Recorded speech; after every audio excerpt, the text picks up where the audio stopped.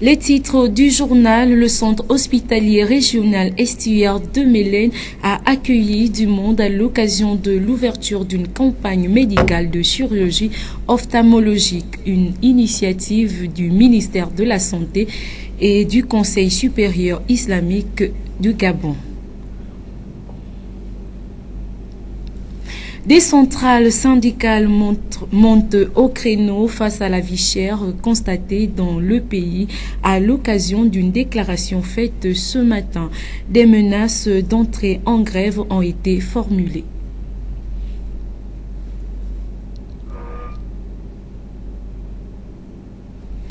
En sport, l'actualité sera essentiellement dominée par le taekwondo à travers l'organisation de l'Open Espoir, première édition du genre qui se tiendra au gymnase du Britannique militaire de Libreville durant 2 jours. Mesdames et messieurs, bonsoir et bienvenue dans cette édition d'information.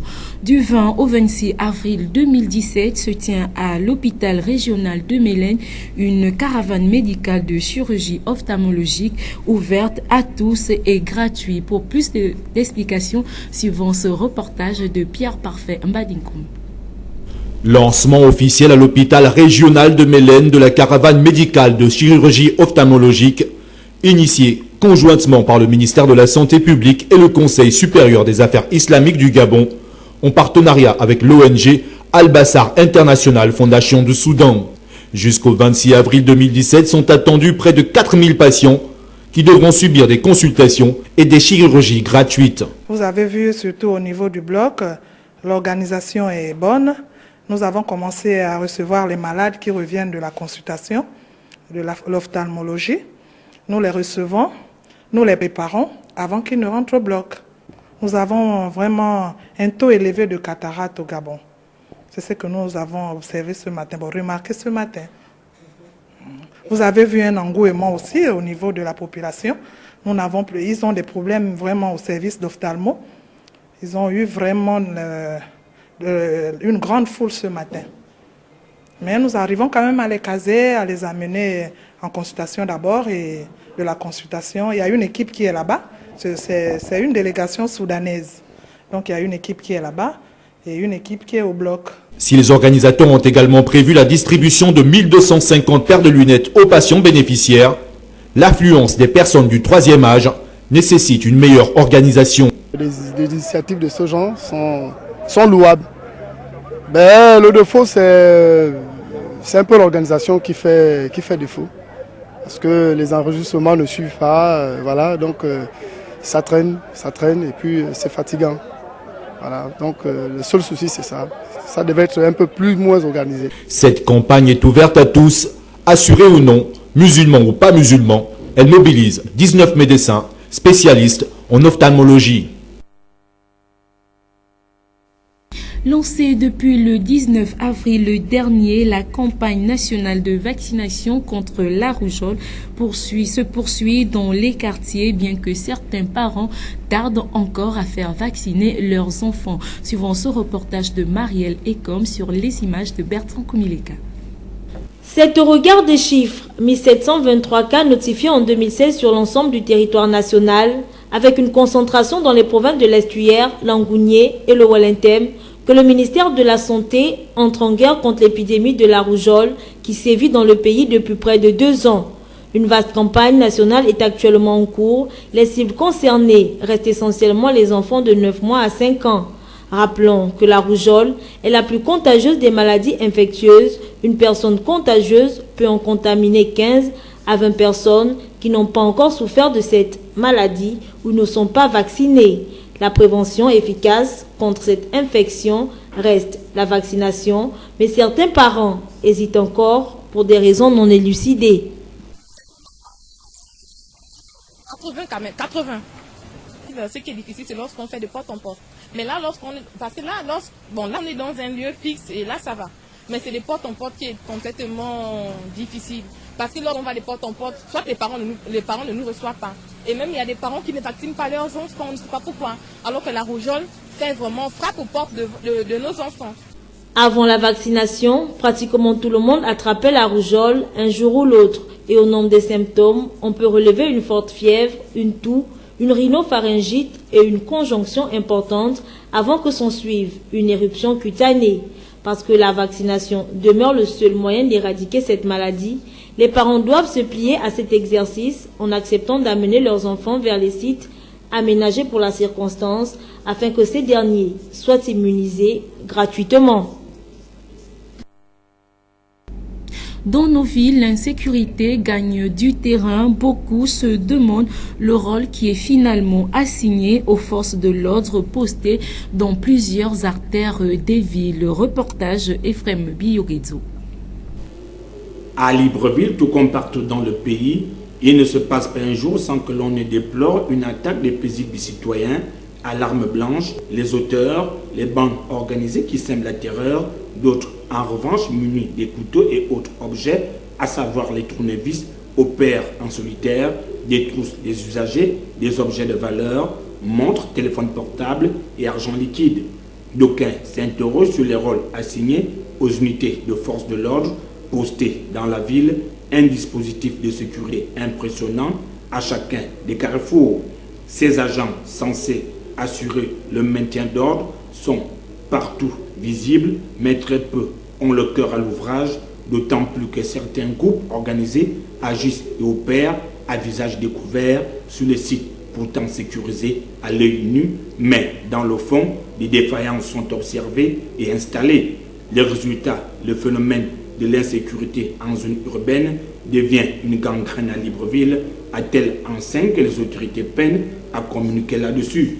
Comment expliquer qu'en termes de recrutement des agents au sein des forces armées, le premier septennat d'Ali Bongo Ondimba à la tête du pays a battu tous les records et qu'aujourd'hui l'on peine à solutionner les questions liées à la sécurité intérieure des populations, les assassinats et autres enlèvements battent tous les records. Cela va sans dire qu'il y a une réelle volonté d'exposer la vie des populations aux violences de ces hors-la-loi. Sur le terrain, la gendarmerie et la police multiplient des contrôles routiers alors que le nœud du problème est ailleurs. Il serait grand temps que ces enquêtes de moralité, telles que pratiquées dans certaines fédérations sportives, demeurent aussi d'actualité au sein des unités de défense. Avant tout recrutement, cela évitera sans nul doute le triste spectacle actuel. Beaucoup souvent mis au devant de la scène lors des répressions concernant les marches organisées par les acteurs de la société civile et autres revendications des apprenants, l'armée gabonaise affiche des comportements qui sèment le doute sur ses missions premières que nous n'avons pas besoin de rappeler ici. Les compatriotes vivant à Port-Gentil ne savent plus à quel sens s'avouer de jour comme de nuit. Ils sont victimes de braquages aux abords des véhicules, menaçant ainsi la vie des populations, comme nous l'explique Iriel Nancy Berkuna dans ce reportage. Plusieurs concitoyens de la ville de Port-Gentil sont victimes de ce phénomène qui semble prendre des proportions inquiétantes, celui des braquages à bord des véhicules à usage de taxi, le jour comme la nuit. Moi-même, je suis victime déjà parce que je travaille d'abord au départ dans une boîte de nuit. Donc, lorsque je rentre, une fois, il y a des clients qui ont arrêté le taxi et le taximan les a pris. Bon, on s'est dit que c'était des clients, mais apparemment, lorsqu'on arrivait à la destination, les clients en question avaient demandé, lorsqu'ils sont descendus, ils ont mis la machette au taximan au cou et ils ont pris tout ce qu'il y avait dans la caisse du taximan et du coup nous aussi on était effrayés parce qu'ils ont pris toutes nos affaires avec les sacs qu'ils sont partis avec. Ces derniers temps on passe des moments difficiles vu que le travail que nous les taximans on fait déjà dans un premier temps il était difficile et lorsqu'on arrive sur le terrain on a une série de jeunes petits garçons qui pensent que c'est dans le taxi là où se trouve la vérité actuellement. Certains chauffeurs agissent quelquefois de connivence avec des supposés usagers ayant en leur possession des armes blanches telles que des couteaux, machettes. Et quelquefois même ils sont complices parce que, comme je disais, Déjà au départ, nous on fréquente plus la nuit, donc lorsque vous montez dans le taxi, vous demandez par exemple quartier sud, ils vous emmènent ailleurs et arrivé là-bas, ils vous braquent, ils vous violent, beaucoup de choses donc. Je veux plutôt dire que ceux qui pratiquent ce genre d'actes, je ne sais pas comment les qualifier, c'est des animaux. Ceci est un appel à l'endroit des agents des forces de l'ordre qui devraient redoubler de vigilance pour sécuriser les populations qui n'arrivent plus à vaquer aisément à leurs occupations au risque de tomber sur des malfaiteurs. Nous restons toujours à Port-Gentil pour parler de ce énième cas d'accident de circulation qui s'est produit récemment sur l'axe routier aéroport-école de commerce. La conductrice du véhicule aura perdu le contrôle et terminera sa course dans un canal. Le récit de fait avec nos confrères de Média Plus, Nancy Iriel Berkouna et Diane Bouya. Ce véhicule roulait dans le sens aéroport-école de commerce selon les riverains témoins de la scène. Le conducteur, une femme, aurait perdu le contrôle, terminant sa course dans le canal. J'étais debout sur ça là, donc le moment, j'ai vu que la voiture qu'elle a traversée directement, il est tombé jusqu'en bas là-bas. Elle est sortie bien, il n'y a pas de problème. Et la personne se trouve où en ce moment? Bon là, on est à l'hôpital. Une route sujette à plusieurs accidents, pourtant les automobilistes ne peuvent s'empêcher de conduire à vive allure. Je ne sais pas comment les gens conduisent. Je ne sais pas s'ils ont eu le permis, bien ou ils n'ont pas eu le permis. Parce qu'il y a le moment que la route là, c'est trop dangereux, il faut rester doucement, toujours doucement. Mais les gens, quand ils quittent l'aéroport là-bas, jusque là-bas, quand ils prennent la lune, non. Ils passent, on dirait, si c'est je ne sais pas. Donc c'est très fréquent sur cette route? Oui. Parce qu'il y a beaucoup d'accidents qui se passent, surtout au carrefour, comme on appelle, sapeur-pompier, tout le temps. Voilà une occasion pour interpeller les usagers de la route à éviter les excès de vitesse, se conformant strictement au code de la route, leur vie étant en jeu. Les commerçants qui occupaient illicitement l'espace du carrefour du rond-point des charbonnages pour écouler leurs marchandises ont été surpris par les agents municipaux qui procédaient à l'opération Libérer les trottoirs. Les détails avec Inès Ngungamambo sur les images de nos confrères de TV+. On se croirait au milieu des éclaireurs autour d'un feu de camp. Mais hélas, nous sommes bel et bien au carrefour du rond-point des charbonnages, dans le cadre de l'opération Libérer les trottoirs, diligentée par l'hôtel de ville. Une opération qui fait jaser même les victimes qui ont assisté impuissamment à la destruction de leur matériel de commerce pour les plus chanceux et, pour d'autres, voir leurs marchandises confisquées par les agents municipaux. Une situation qui a pour origine l'occupation illicite de cet espace à usage commercial. À cet effet, les commerçants de manière unanime fustigent le mauvais emplacement du marché d'Amboué qui ne leur permet pas de bien écouler leurs marchandises. Moi, j'ai la place au marché de Mboué, là, j'ai vendu une semaine là-bas. Presque un mois, le bailleur me fait sortir à la maison. Mais tu sors le matin, tu ne gagnes rien là-bas. Il y a les fantômes là-bas. Quand on crée un marché dans un pays, partout dans les pays, c'est dans les carrefours. On ne crée pas un marché à gauche. Le marché là ne peut jamais fonctionner. Où on trouve un endroit ici au charbonnage, on refait un nouveau marché là-bas. On place maintenant les gens. Quand on place les gens au carrefour et qu'on trouve maintenant quelqu'un sur la route comme ça, là maintenant on peut enlever les choses. Mais étant en Mboué là, on ne peut pas. Quand on part là-bas, nous on est parti installer là-bas. Ça ne sert à rien là-bas. Tu pars à la gare routière, c'est saturé. On va vendre quoi? Finalement, on va aller où? On nous casse là. Ici là, on nous casse tous les jours. Là-bas, le marché, un jour, le maire, ceux-là, ils m'ont pris, c'est là, en haut là-bas. Arrivé en haut, les gens d'en haut ont dit non, si vous venez ici pour vendre pour toujours, ne vous espérez pas. Parce que ici, ce n'est pas le maire qui a construit le marché. Pareil que là-bas. Mais tous les jours, ils nous cassent, ils nous brûlent les choses. Mes parasols, plus de 8 parasols qui sont partis. Aujourd'hui, ces derniers, exténués, essoufflés de cette situation, exigent du gouvernement des mesures idoines pour exercer en toute sérénité. Il n'y a rien, il n'y a pas de place. Celles qui sont là-bas disent que non, c'est pour eux le marché, ce sont eux les fondatrices de ce marché. Donc, elles ne veulent rien d'autre pour celles qui sont ici. Sinon, on part là-bas, qu'on ne nous donne pas la place, en tout cas, on ne doit pas espérer à vendre là-bas. J'ai dit à la responsable de là-bas que non, maman, trouvez-moi une place par dehors De un, j'ai des petits-enfants qui viennent marcher avec moi. Trouvez-moi une petite place dehors que je peux vendre là-bas sans toucher aux autres. Elle m'a dit oui, maman. C'est comme ça qu'ils m'ont montré en bas là. En bas là aussi, j'ai des problèmes tous les jours. On me soulève les parasols, les tables, les bancs, on brûle. Donc je ne dois rien faire. Quand on arrive ici, donc ici c'est mon boîte, là-bas c'est charbonnage. C'est là qu'on ne comprend rien. Si on nous casse, on avait qu'à nous enlever nous tous. Pourquoi on chasse les unes, on laisse les autres? Rappelons toutefois qu'aucun marché du pays n'est épargné de telles plaintes. Si elles ne sont pas d'ordre structurel, elles sont d'ordre géographique. En outre, une étude de faisabilité devait être faite en amont pour que la politique gagnant-gagnant soit appliquée.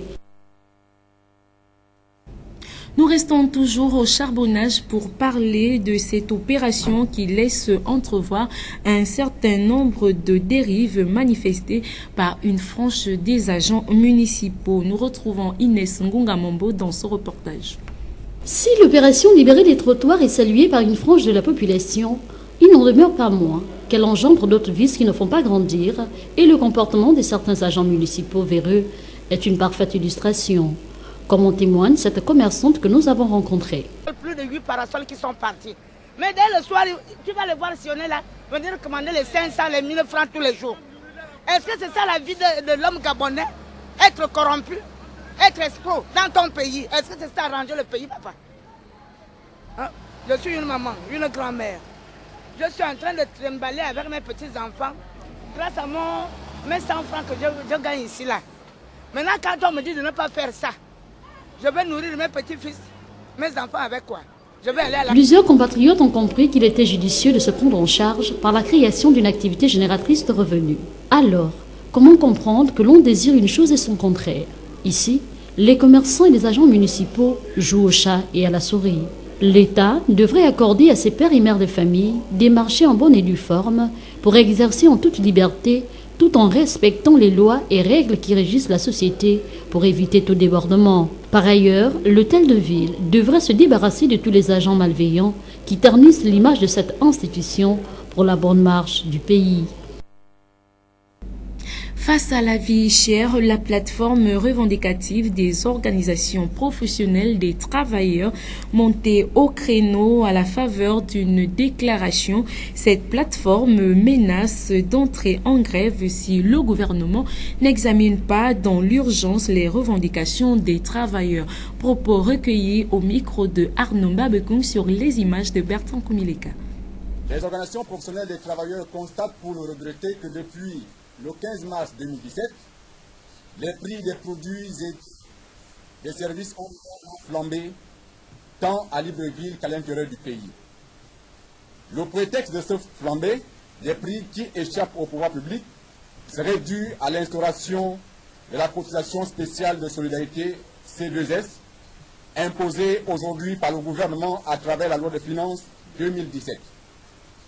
Ce nouvel impôt qui vient alourdir le pouvoir d'achat des ménages, particulièrement le panier de la ménagère, par l'évolution de l'inflation constatée aujourd'hui, est une preuve suffisante que la cellule de veille et de prospective sur la vie chère mise en place par le gouvernement pour réguler les prix n'a pas véritablement joué son rôle.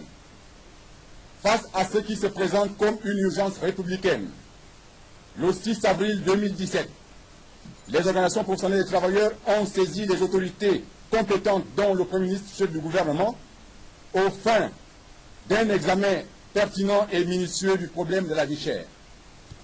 Dans le même ordre d'idée, les organisations professionnelles des travailleurs dénoncent le recours abusif par les employeurs au licenciement massif pour des motifs économiques, parfois sans l'avis des inspecteurs du travail qui restent compétents en la matière.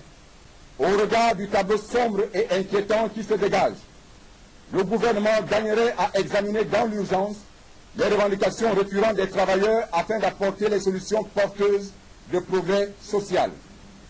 En définitive, la CGCL, l'USAP, UTG, COSINEC, CSG, CDESA, CAP, UGSR, CGTFL, COSINAP, ODESTRAD, CODETRAD, CSTG appelle l'ensemble des travailleurs à se mobiliser massivement par la tenue des assemblées générales dans les entreprises et administrations pour donner un caractère particulier contre la politique d'austérité imposée aux plus faibles.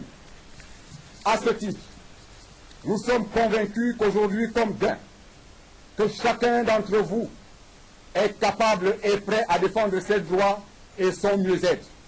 En conséquence, prenant à témoin l'opinion nationale et internationale, les organisations professionnelles des travailleurs réunies ce jour et bien d'autres qui restent solidaires à notre vision se réservent le droit de lancer une grève générale dans les prochains jours si le gouvernement choisit le mutisme comme réponse aux préoccupations légitimes des travailleurs. Vive la solidarité des travailleurs du Gabon, pour que vive la justice sociale. Je vous remercie. Réponse du berger à la bergère pointée du doigt récemment par une chaîne de télévision privée. L'EPCA réagit par le truchement de son directeur général Guy Benjamin Dounou rappelle aux journalistes leur devoir de vérifier leurs informations avant toute diffusion. Il est au micro de Pierre Parfait Ebadikom. Le PCA a réagi face aux récentes informations ventilées par une chaîne de télévision privée, faisant état d'un certain nombre d'irrégularités au sein de l'école, notamment au sujet du nombre de candidats au dernier concours. Et donc nous avons été surpris de constater le nombre qui a été présenté, 13 000 candidats, ce n'est pas vrai. Ensuite, concernant la sortie des élèves, il a été question que l'école a exigé de nos apprenants la somme de 125 000 francs pour recevoir les toges, ce qui est également faux. Vous aurez la latitude d'aller vérifier cela. Et bon, on parle également de ma durée dans cet établissement de 11 ans. Je ne sais pas pourquoi ça choque. J'estime que les hautes autorités, si elles me font confiance, c'est certainement par rapport au travail que par rapport à d'autres critères que je ne maîtrise pas. L'intention de la direction générale de l'EPCA de rétablir la vérité à son pesant d'or. En ce moment, tant les diffamations et informations erronées se multiplient par voie de presse et réseaux sociaux. Au cours de cet entretien avec les journalistes, Guy Benjamin Dounou, le directeur général de l'EPCA, a indiqué ne pas vouloir poursuivre les acteurs de l'émission controversée pour diffamation. Il les a plutôt rassurés de sa disponibilité à recevoir toute personne désireuse de vérité à se rapprocher de l'EPCA les jours et heures ouvrables. De 9 000 et quelques agents, candidats, 9 000, nous avons une monnaie courante ici qui nous permet de recenser tous les candidats qui viennent. Et tout à l'heure, on pourra vous présenter la monnaie courante. C'est-à-dire que lorsque vous venez, payez vos frais, vous imposez votre contre-seing, votre signature et votre nom. Et c'est sur la base des effectifs qui se viennent que nous avons le nombre exact de ceux qui viennent concourir. Mais non, il est vrai que ce jour-là, avec les difficultés de commencement, nous avons décelé des gens qui n'avaient pas, qui ne s'étaient pas inscrits, mais qui sont quand même rentrés dans les salles. Mais nous les avons recensés, nous avoisinons les 10 000, nous n'étions même pas les 10 000, nous ne mettions même pas 10 000. Donc une fois de plus encore, ces informations au niveau du nombre sont complètement erronées. Par ailleurs, le directeur général, Serin, a fait observer que l'EPCA se porte bien. C'est dans le but de trouver des solutions visant à redorer l'image de l'Église évangélique du Gabon, entachée par les récents démêlés en justice du premier responsable, qu'une concertation d'anciens présidents a eu lieu à l'église du 9 étage. Le quorum n'ayant pas été atteint, la réunion a été finalement renvoyée pour le lundi prochain.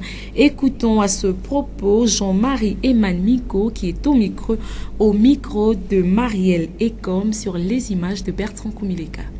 Vous savez, la souffrance qui est celle de l'Église évangélique du Gabon aujourd'hui, une souffrance qui s'étale à travers la presse écrite et audiovisuelle. Donc c'est pour réfléchir sur comment relever la tête de l'Église que cette concertation a eu lieu.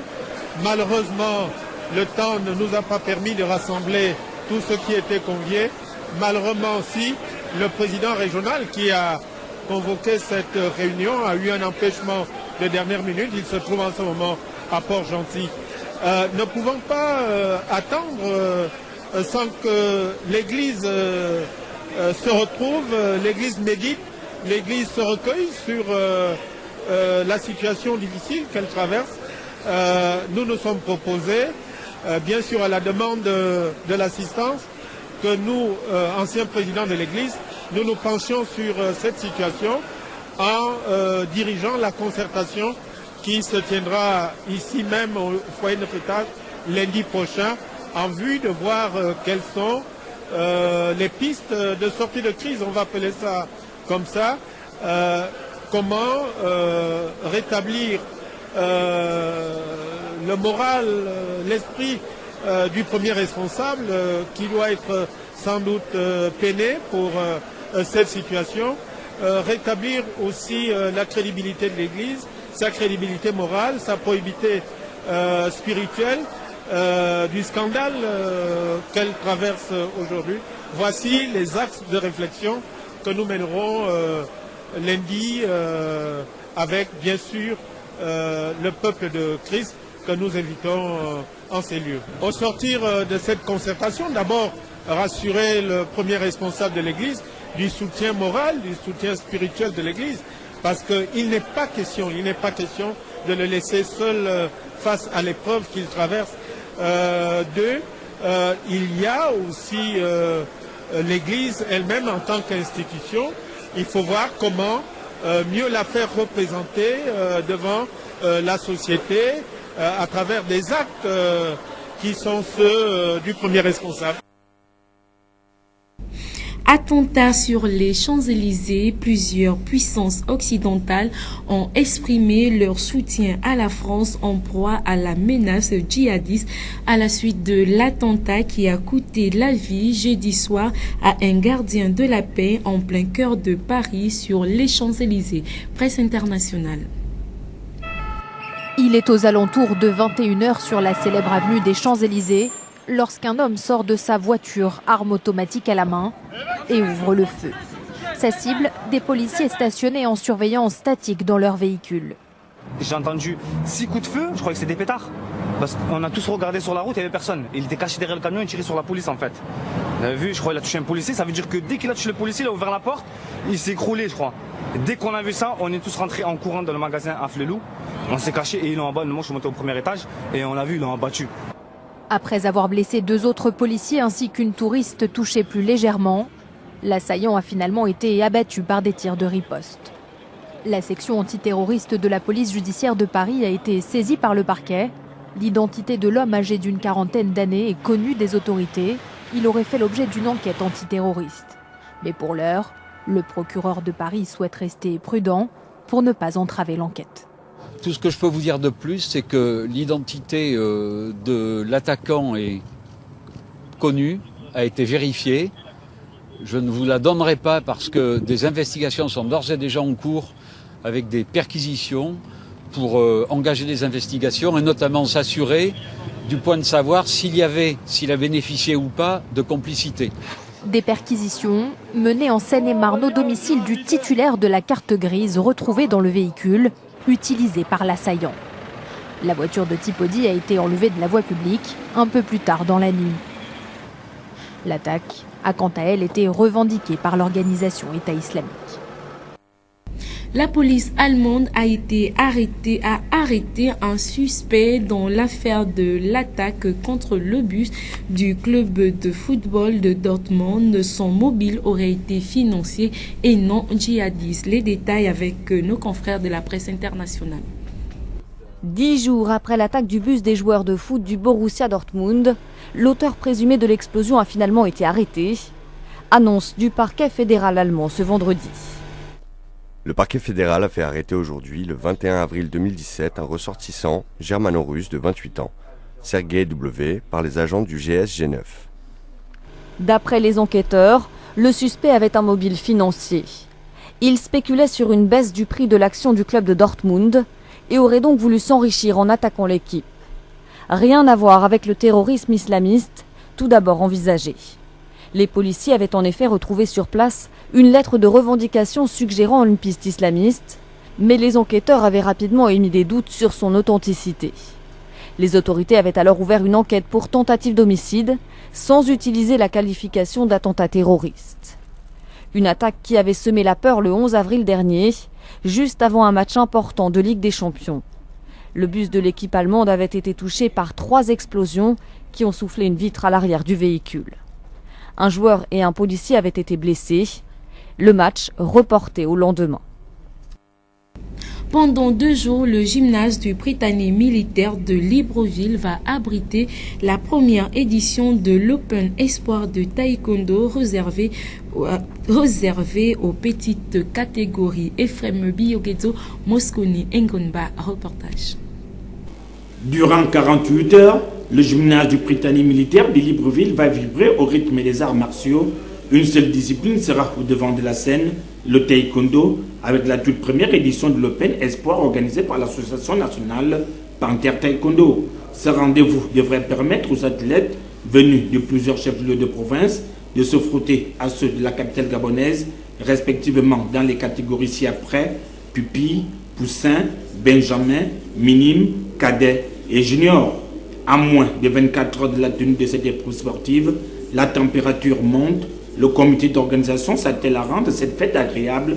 Les dernières délégations arrivées sur Libreville procèdent quant à elles à la pesée des athlètes, le tout sous l'œil vigilant des commissaires. Pupille c'est 5-6 ans, Poussin c'est 7 jusqu'à 9 ans je pense, 8 ans. Et Benjamin c'est de 9 ans à 11 ans, 10 ans je crois, 10-11 ans, minime. Voilà.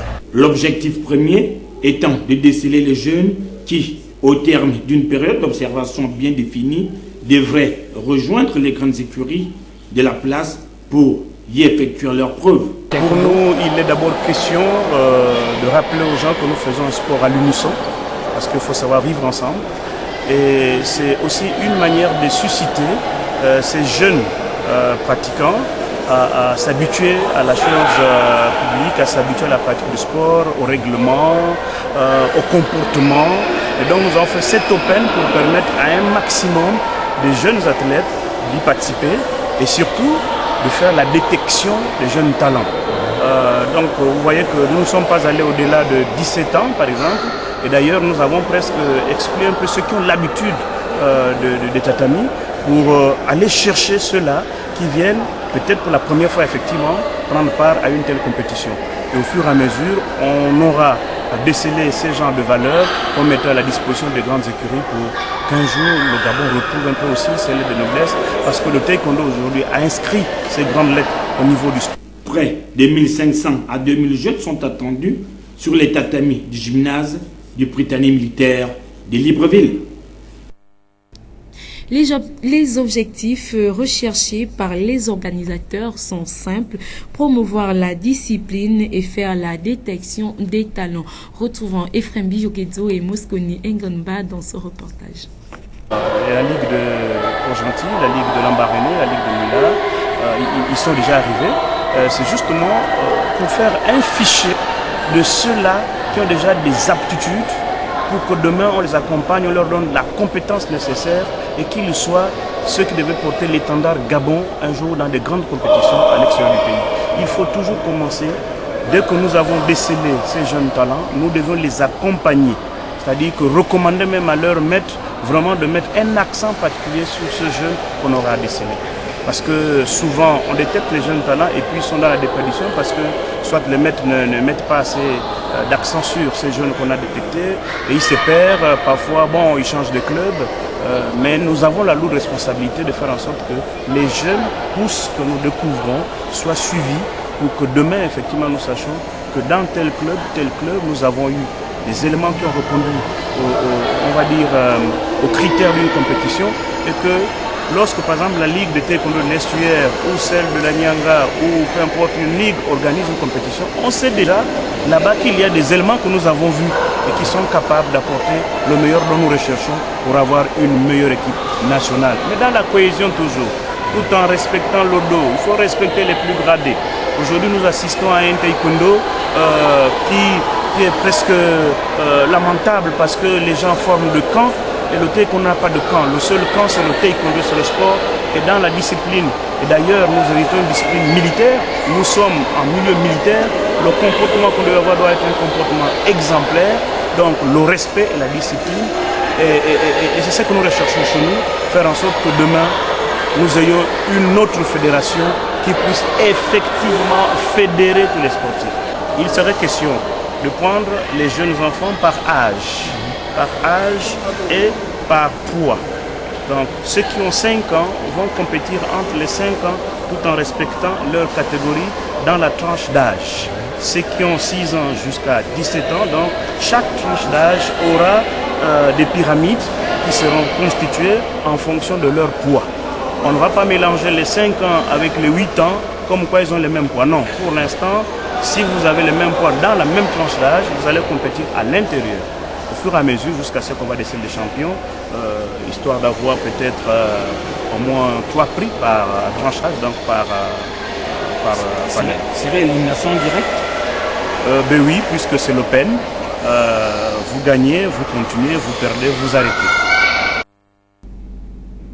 À présent, votre rubrique Expression libre, quelle est l'intégralité du nom de Thomas Sankara? Les éléments de réponse dans ce reportage de Arnaud Babekong et de Bertrand Koumileka. Alors là, ça remonte quand même. Hein. Je l'ai connu, j'étais tout petit. Je n'ai pas eu le temps vraiment d'incarner son histoire jusqu'au nom. Parce que le nom qu'on connaît couramment, c'est Thomas Sankara. Thomas Sankara, vous n'avez aucune idée? J'ai pas envie de parler, pardon. Entendu parler de lui? Thomas Sankara? Oui, j'ai entendu parler. Alors, est-ce que vous connaissez l'intégralité de son nom? Négatif. Je connais juste Thomas Sankara. Je pense que c'était un capitaine d'armée, je ne sais plus trop si c'est en Guinée. Thomas Sankara, oui. Est-ce que vous connaissez l'intégralité de son nom? Thomas Sankara, si je ne me trompe. L'intégralité, à ma connaissance, Thomas, plutôt Sankara, nom de famille, Thomas, c'est tellement le prénom. Lui parler? Oui, l'ancien président de Burkina Faso. Merci. Est-ce que vous connaissez l'intégralité de son nom? Non, désolé. Je suis vraiment désolé. Vous répondre, pour moi, c'est vraiment... Thomas Sankara, je ne puis vraiment vous répondre, je reviens de loin.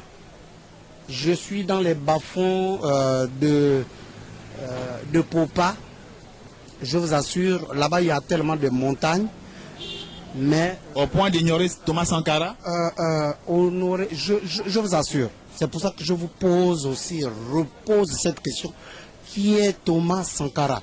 C'est la question qu'on vous pose. Citoyen. Mais qui est Thomas Sankara? Surtout que nous voulons l'intégralité de son nom. Je vous assure. Regardez comment suis-je. Est-ce que vivre à Popa veut dire que vous ignorez une partie de l'histoire africaine? Je suis debout, je ne sais comment vous répondre. Je vous assure. Je ne veux même pas que j'existe sur Terre. Merci. Merci. L'intégralité du nom est Thomas Isidore Noël Sankara. Merci d'avoir suivi ce journal. Je vous retrouve demain à la même heure. Au revoir.